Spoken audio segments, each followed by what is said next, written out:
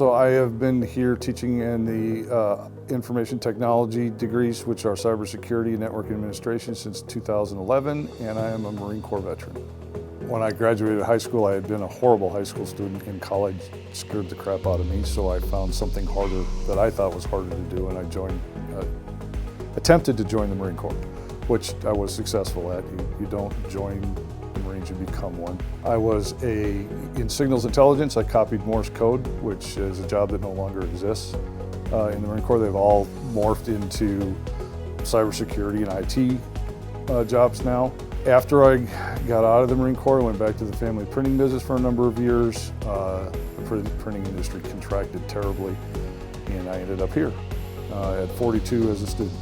I had done two things in my life professionally. One was the Marine Corps and one was commercial printing. I had nothing else other than I had learned how to do this computer stuff, and so that seemed like, at the time it probably was the safest thing for me to do. I thought I could be successful at that. It wasn't a huge stretch because college still scared me at 42, but you know, that hadn't changed a whole lot. And before I even finished my degree here, I was asked to teach here, and I hadn't even completed my first semester of teaching when I was asked to become the faculty advisor to the Student Veterans Group, which was just reforming at that point. I love a classroom that has 18 to 60-year-olds in it.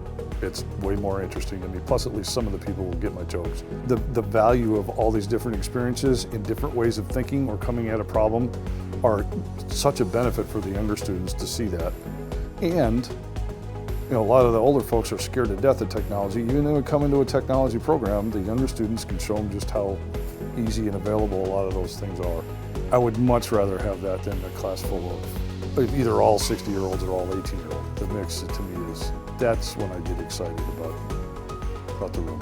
A lot of times when we hear stuff about the military, it's either a lot about death and destruction and people being hurt and all that kind of stuff. We've led the way in almost every form of social justice or social change. You know, African Americans integrated in the military, women into combat roles, LGBTQ rights in the military.